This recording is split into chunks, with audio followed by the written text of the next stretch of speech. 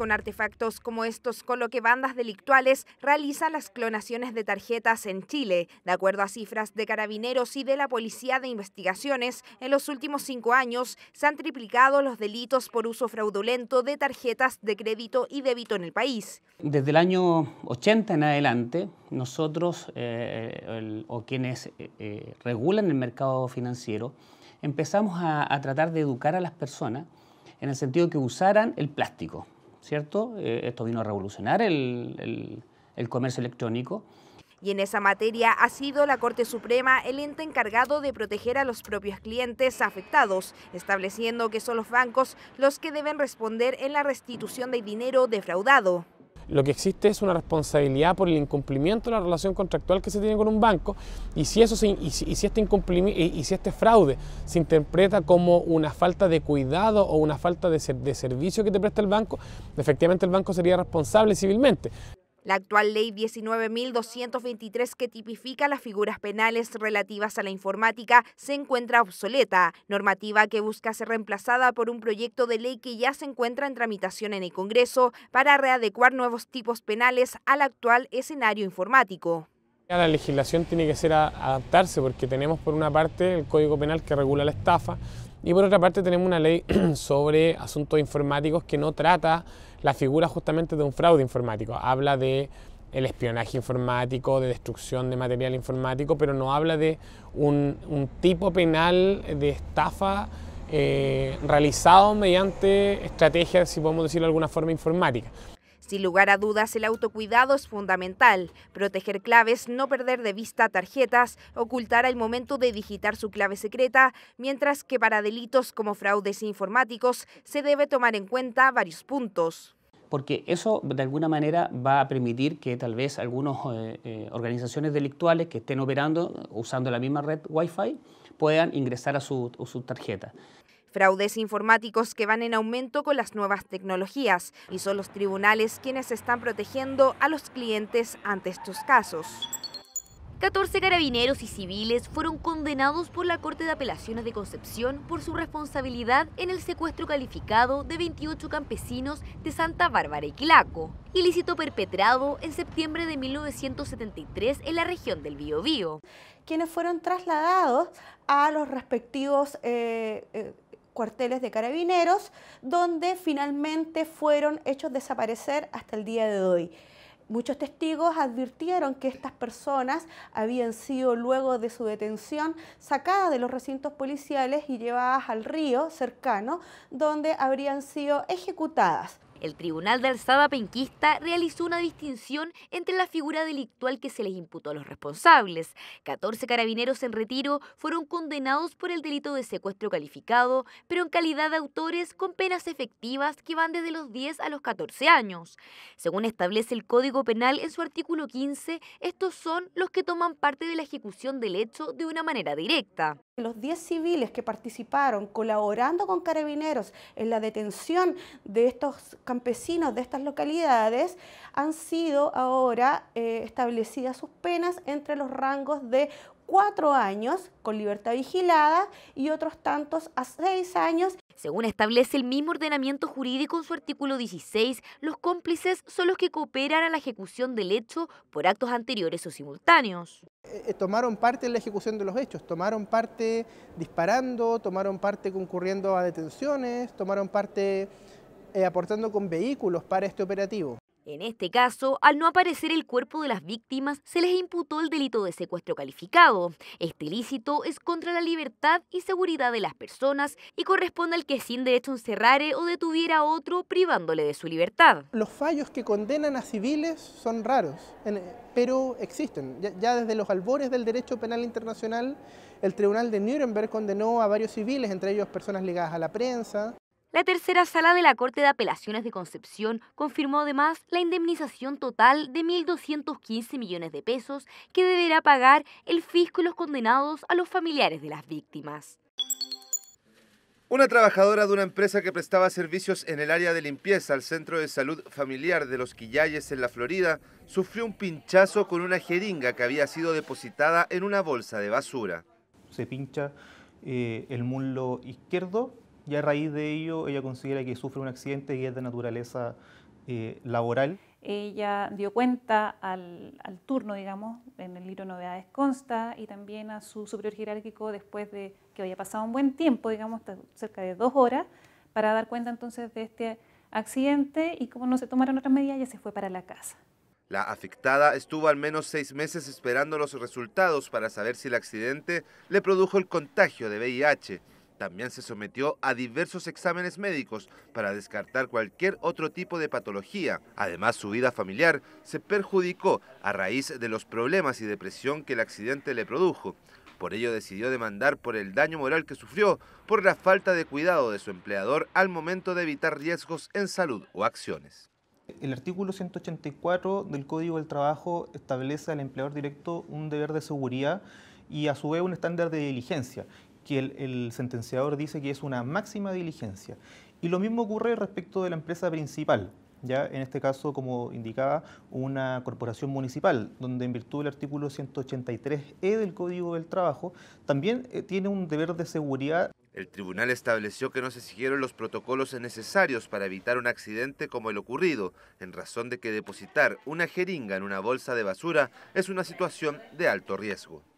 No tenían los resguardos de seguridad y relaciona entonces ese hecho con la afectación psicológica de la trabajadora. El segundo juzgado de letras del trabajo de Santiago condenó al pago solidario de una suma de 2,5 millones de pesos a la Corporación de Salud de la Municipalidad de La Florida y a la empresa contratista Macin Spa por el daño moral causado a la trabajadora al no tomar los resguardos necesarios en la manipulación de residuos médicos. El no reparar el sistema de cañerías y no percatarse que el drenaje estaba dañando féretros fue la negligencia en que incurrió el cementerio Parque Cruz de Froward de Punta Arenas y que derivó en que varias tumbas se inundaran. La empresa aseguró cumplir con todas las exigencias sanitarias, pero fallos judiciales en diversas instancias acreditaron infracciones de los derechos de diversos consumidores que tenían relación contractual con el Campo Santo.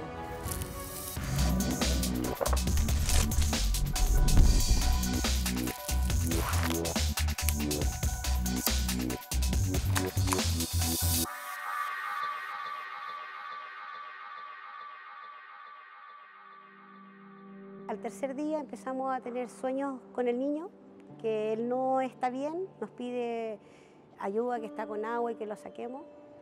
Nos costó más o menos un mes como para darnos cuenta. Siempre lo comparamos con la forma que él falleció, porque él tuvo un accidente, entonces él cayó en un pozo. Entonces era como difícil darnos cuenta que a raíz de estos sueños era por otro motivo. El hijo de Sandra Muñoz falleció en octubre de 2010. Sus padres decidieron sepultar al niño en el cementerio Parque Cruz de Froward de Punta Arenas, en la región de Magallanes. Debido a diversos sueños relacionados con el menor, solicitó al Camposanto exhumar el cuerpo, situación que se hizo efectiva el 15 de febrero de 2011.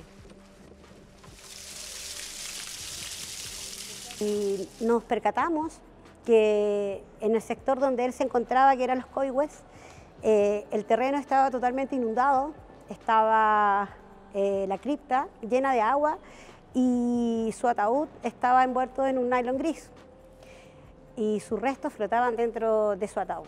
Se pudieron percatar de la existencia de agua en abundancia en las capacidades, ¿no es cierto?, de las criptas. Todo esto derivó en acciones que se iniciaron por parte de un grupo importante de consumidores y además con el CERNAC también como parte demandante. Paralelamente se inició un sumario sanitario liderado por la Secretaría Regional Ministerial de Salud Magallanes, una investigación penal y una demanda colectiva. Más de 50 personas exhumaron los restos de sus familiares y se percataron que las tumbas también estaban inundadas. E iniciamos, por lo tanto, la demanda judicial colectiva ante los juzgados civiles de la ciudad de Punta Arenas, en donde hicimos presente los antecedentes, en donde además adjuntamos todos los datos que pudimos recopilar de otras personas afectadas que habían adquirido sepulturas en la zona y demandamos la responsabilidad civil contractual en este caso. Una demanda tanto de consumidores agrupados como asimismo una demanda del propio Servicio Nacional del Consumidor, y que buscaban resumidamente que se les indemnizara por lo que estimaban una infracción a esa ley, a la Ley de Protección de Derechos de los Consumidores.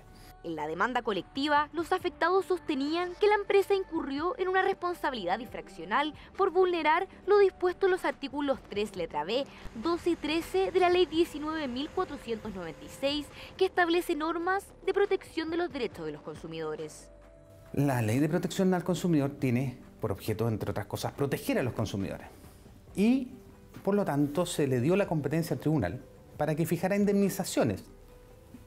Indemnizar significa dejar sin daño. Por lo tanto, había que ver la forma en que los distintos consumidores, que estaban en distintas situaciones, quedaran indemnes. Es la información veraz y oportuna que cada consumidor debe tener al momento de contratar un servicio.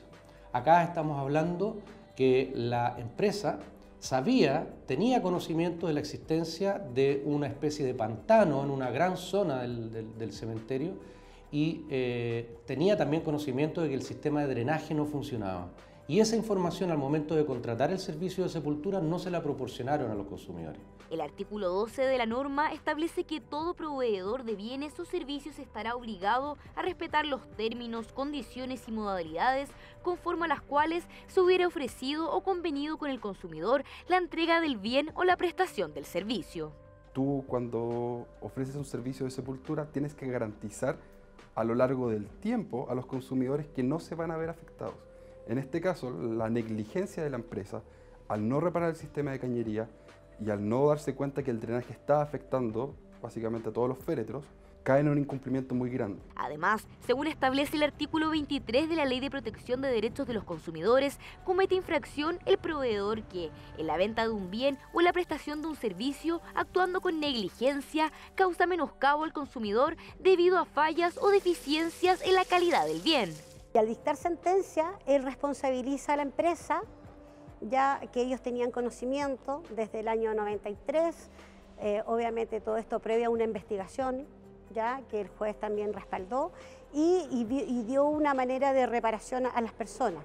El cementerio Parque Cruz de Froward apeló a la Corte de Apelaciones de Punta Arenas y el Tribunal de Alzada revocó el fallo de primera instancia. Fue ahí cuando los demandantes presentaron un recurso de casación en el máximo tribunal.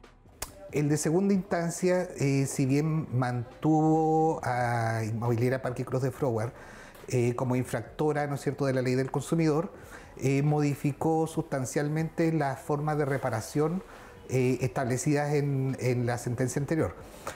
Esto afortunadamente se revirtió luego de un largo proceso en la Corte Suprema, el cual revocó en definitiva la sentencia de segunda instancia. Según establece el fallo de la primera sala de la Corte Suprema, se declaró la responsabilidad infraccional de lo demandado por la Ley del Consumidor y condenó a la empresa a pagar 2 multas de 50 unidades tributarias, es decir, a más de 5 millones de pesos. Asimismo, se condenó al cementerio a indemnizar y reparar los daños que sufrieron los afectados. Sin embargo, se dividieron en grupos y subgrupos. El tribunal estimó que era oportuno aplicar lo que es la garantía legal. En este caso, como el servicio no fue prestado en forma negligente, hubieron omisiones y se perjudicó a muchas personas. El grupo 1 son aquellos clientes actuales con fracciones de 3 capacidades sin inhumaciones efectuadas. El grupo 2 son clientes actuales con fracciones de 3 capacidades con 1 o más inhumaciones efectuadas. De ellos hay 2 subgrupos. El primero, aquellos que manifiesten poner fin a sus contratos, y el otro, los que manifiesten obtener el cumplimiento forzado del acuerdo legal. El grupo 3 son los clientes que ya realizaron la exhumación de sus deudos y su traslado a otro camposanto. De ellos hay 2 subgrupos, los que optaron por el cementerio municipal de Punta Arenas, los que fueron al cementerio Parque de Punta Arenas y los que pidieron otra ubicación del Parque Cruz de Froward. Lamentablemente no se puede indemnizar los daños morales porque la ley del consumidor para la fecha en que se interpuso la demanda no contemplaba el daño moral. A partir de marzo del 2019, las nuevas demandas que se presenten por este concepto sí va a contemplar la posibilidad de demandar el daño moral. En el ámbito penal, el tercer juzgado de letras de Punta Arenas sobreseyó definitivamente la causa por los delitos de estafa y exhumación ilegal. En tanto, Sandra Muñoz optó por retirar el cuerpo de su hijo del Camposanto y por cremarlo tras la angustia que le dejó la inundación de la tumba en que descansaba su deudo. El bullying, menoscabo y constantes sobrenombres fueron los motivos por los que dos hermanos decidieran modificar su apellido paterno. Burlas que iniciaron en la época escolar y que incluso se extendieron hasta que iniciaron ambos sus labores como profesionales, hechos que, según aseguran, les causó un menoscabo moral. El apellido les producía un menoscabo social de bullying, tanto en el colegio, que ya pasaron hace mucho tiempo, en la universidad y en el trabajo.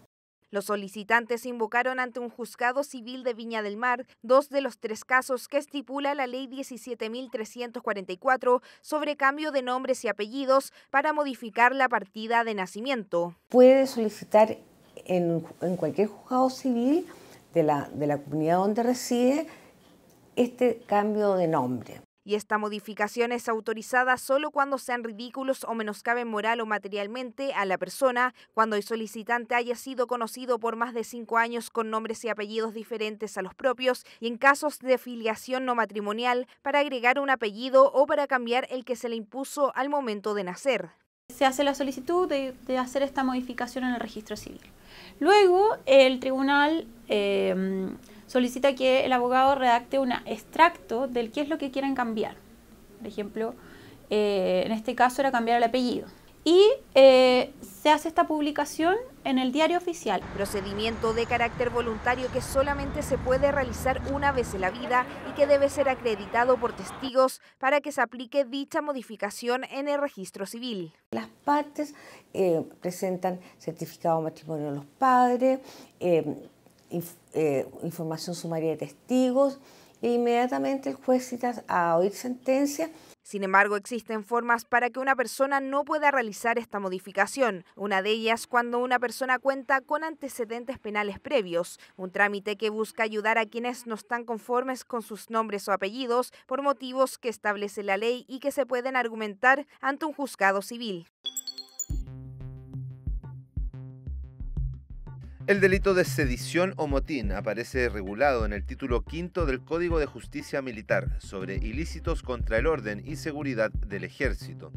Desde los artículos 272 hasta el 280 se establece que serán acusados como responsables de sedición los militares que, agrupados de 4 o más, quienes no obedezcan a sus superiores, hagan reclamaciones o peticiones irrespetuosas o en tumulto o se resistan a cumplir con sus deberes militares.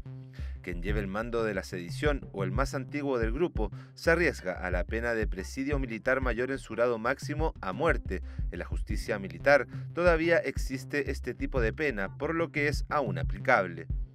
Quien incite al personal militar al desorden, indisciplina o al incumplimiento de deberes militares será castigado con penas que van desde reclusión menor en cualquiera de sus grados hasta reclusión militar mayor en su grado mínimo dependiendo del cargo militar.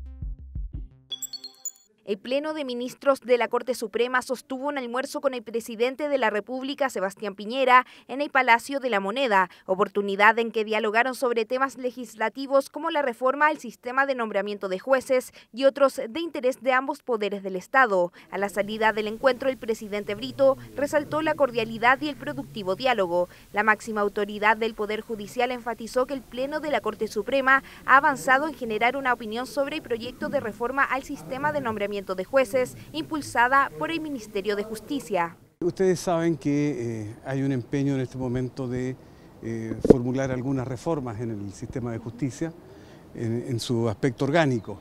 Fundamentalmente lo que está más avanzado es un sistema de nombramientos que potencie mejor algunas capacidades que son esenciales.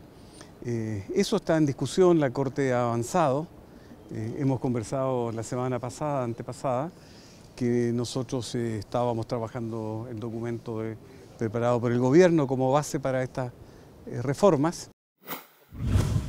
El presidente de la Corte Suprema asistió al aniversario número 86 desde la creación de la Policía de Investigaciones de Chile el 19 de junio de 1933. En la ceremonia se les hizo entrega de una distinción especial a 4 funcionarios de la Policía Civil y un carabinero, quienes protegieron al embajador de Chile en Haití cuando fue blanco de un atentado. El presidente de la Corte Suprema, Haroldo Brito, el ministro de Justicia y Derechos Humanos, Hernán Larraín, el senador Felipe Arboe y el decano de la Facultad de Derecho de la Universidad de Chile, Pablo Ruiz-Tagle, participaron en el conversatorio Reforma al Sistema Judicial efectuado en la sede del Senado en Santiago. La convocatoria realizada por el senador Arboe, presidente de la Comisión de Constitución, Legislación y Justicia de la Cámara Alta, tuvo como tema principal la propuesta del gobierno de crear un nuevo sistema de nombramiento de jueces en el país. Este es un buen lugar para discutir las cosas que dicen relación con el sistema de justicia, son materias de legislación. La convocatoria nos pareció estupenda, hubo interesantes preguntas, fue un ejercicio bueno.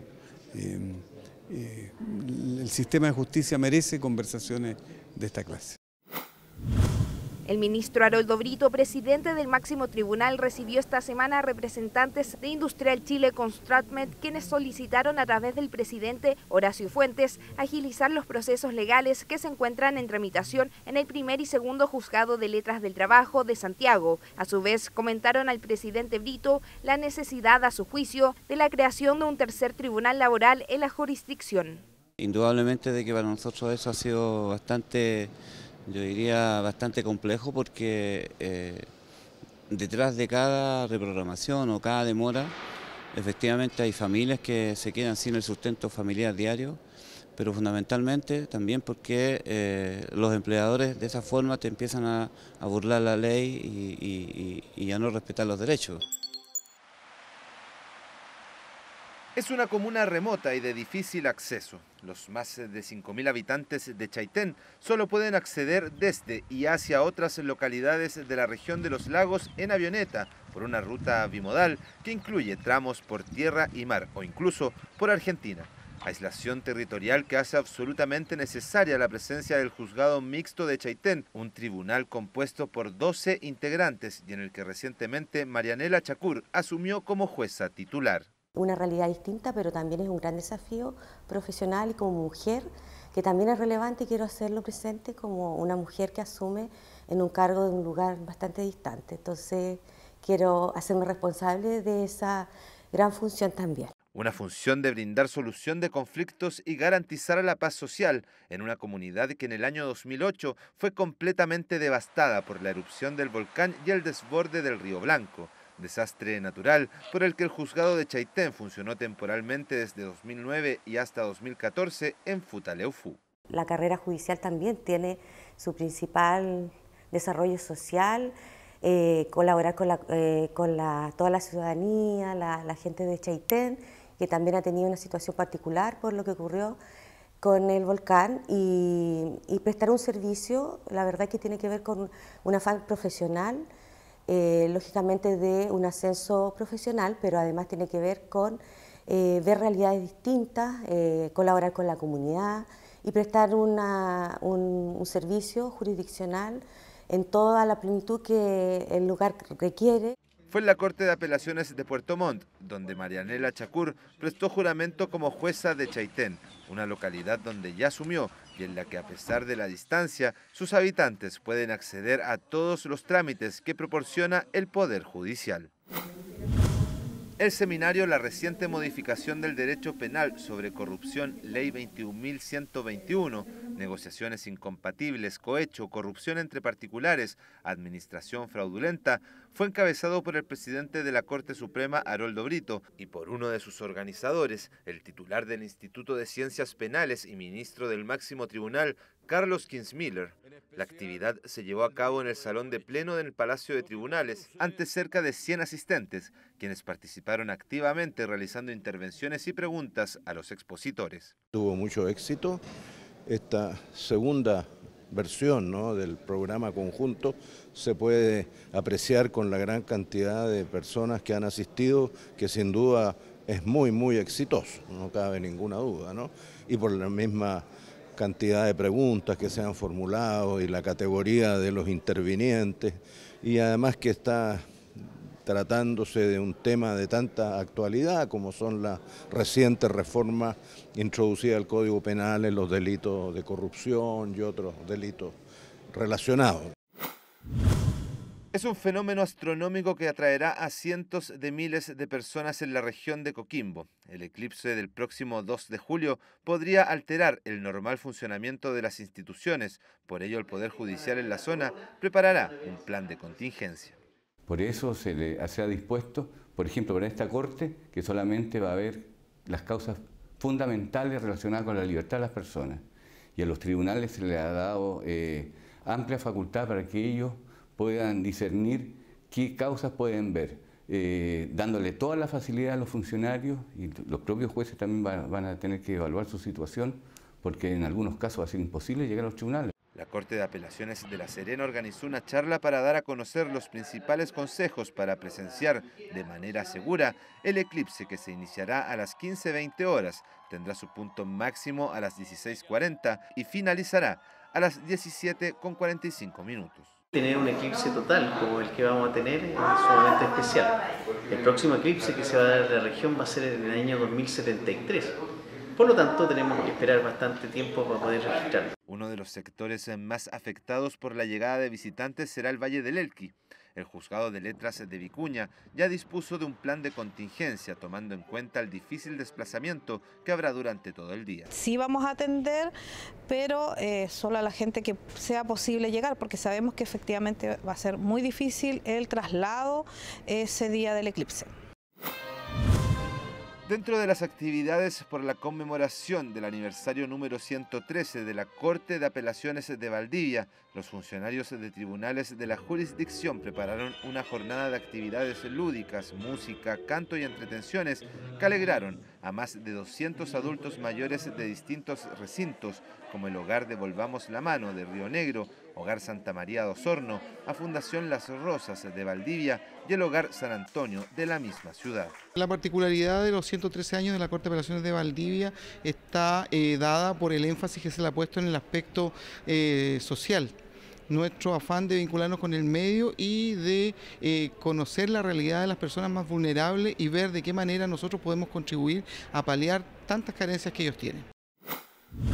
Los ministros de la Corte Suprema, Lamberto Cisternas y Gloria Ana Chevesic, lideraron el seminario Poder Judicial y Derechos Humanos, Labor y Proyección, efectuado el miércoles 19 de junio en el Salón de Pleno de la Corte de Apelaciones de Concepción.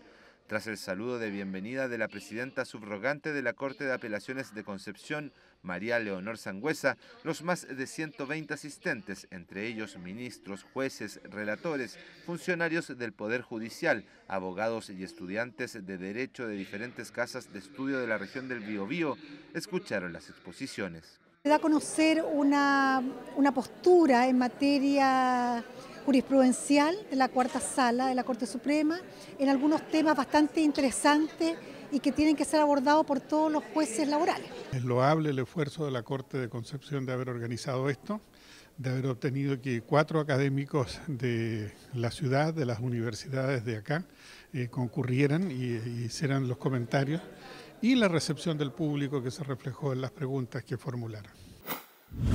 La Corte de Apelaciones de Chillán, en conjunto a la Secretaría Regional Ministerial de la Mujer y la Equidad de Género, organizaron un seminario para abordar el concepto de género desde distintas áreas del estudio y también para analizar la violencia contra las mujeres.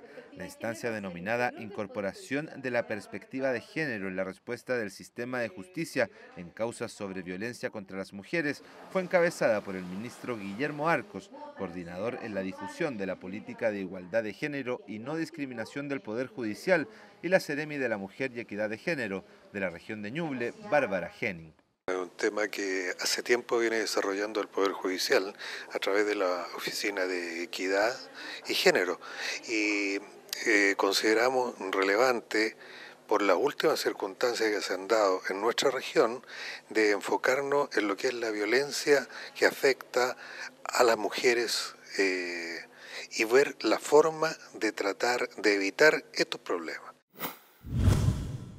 Los juzgados de Puerto Montt, el Ministerio de Justicia, Ministerio de Salud y el Sename Regional firmaron un acuerdo operativo que tiene como finalidad mejorar la atención que se brinda a niños, niñas y adolescentes sujetos a medidas de protección de los tribunales, dando cumplimiento al ordenado por la Corte Suprema y por la creación de los centros de observación de las medidas de protección.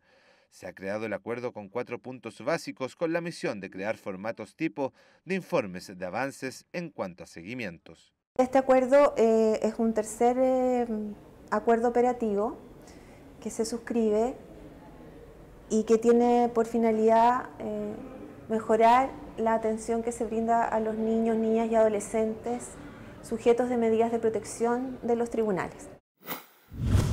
Una decena de usuarios fueron atendidos por el Juzgado de Garantía de Illapel en la primera plaza de justicia organizada en la comuna por el tribunal. La idea es que la gente vea en este entorno, que es la plaza, un sector más amigable para poder venir a hacer cualquier tipo de consulta de índole legal. En la oportunidad fue instalado en la Plaza de Armas el bus de la justicia, atendido por integrantes del Poder Judicial, quienes respondieron consultas en materia civil, penal, de familia y laboral que realizó la comunidad.